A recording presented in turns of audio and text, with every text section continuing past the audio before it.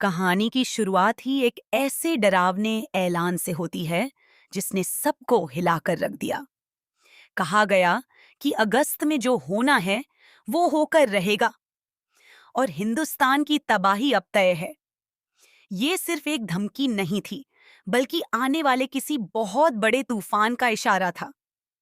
माहौल में इतना डर और रहस्य भर चुका था कि हर किसी के चेहरे पर बेचैनी साफ दिखाई दे रही थी।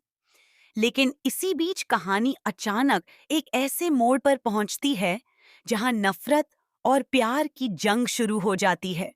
पूरब ने जब दिल की बात जाननी चाही, तो सामने से ऐसा जवाब मिला जिसने सब कुछ बदल दिया।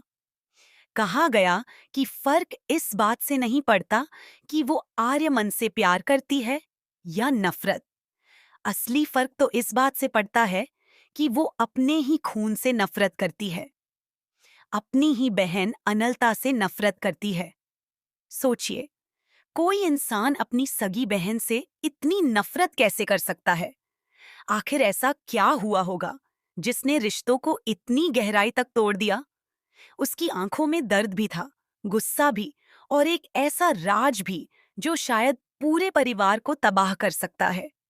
और तभी कहानी में एंट्री होती है आर्यमन की। जैसे ही वो अंदर जाने लगता है, उसे रोकने की कोशिश की जाती है, लेकिन आर्यमन भी रुकने वालों में से नहीं था।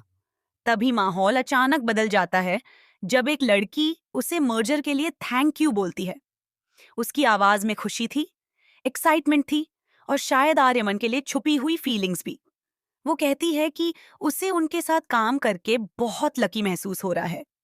आर्यमन मुस्कुराकर उसे कांग्रेचुलेट करता है और कहता है कि भले ही थोड़ी देर से सही, लेकिन सब कुछ आखिरकार वर्कआउट हो गया।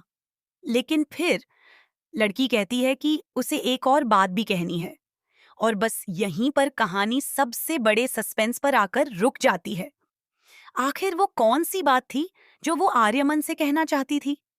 क्या अगस्त में होने वाली तबाही का रिश्ता इसी परिवार से जुड़ा है? और अपनी ही बहन से नफरत करने वाली लड़की आखिर कौन सा खौफनाक सच छुपा रही है?